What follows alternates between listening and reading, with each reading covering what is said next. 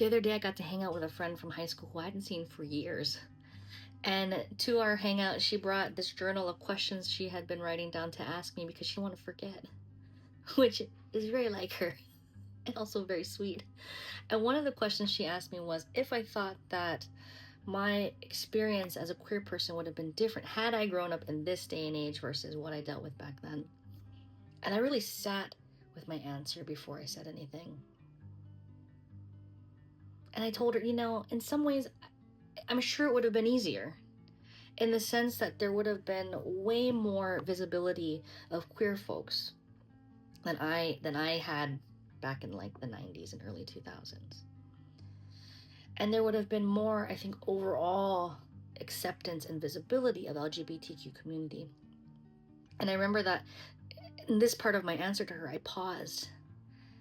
And I paused because something quite didn't feel right or completely correct. And so what I clarified for her was that I don't know how much it would have actually changed my experience in high school, because the truth was that I was different. Even outside of my queerness, I was just different. I was into different music than my classmates. I was into different activities. I just didn't dress or look the same. And so I don't know. I think I would have still been bullied anyway. It's just that back then, anytime I tried to be my authentic self, whether that had to do with me being queer in terms of like gender identity or just the ways that I felt like I wanted to be authentic, I felt like there was something inherently wrong with it because I was being punished for it. I felt like it was something shameful that I needed to hide so that I could assimilate with everyone else. But now at the age that I'm at, I realize all of those pieces I felt so bad about before are all things that make me me, authentically me, unapologetically me. And these are things that I've grown to really, I think, love and appreciate about myself.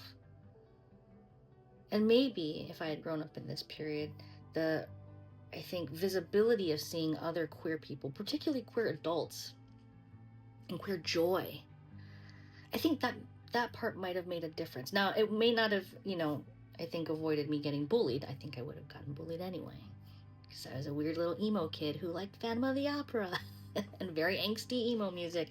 I might not have avoided getting bullied, but I think that I wouldn't have internalized some of the narratives that I had back then about my queerness being something bad.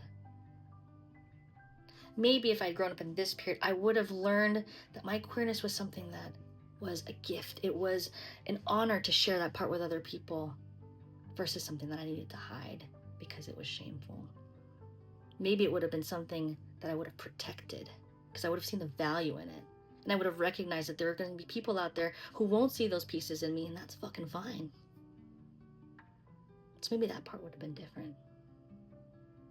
I'm not sure. But it's a good question.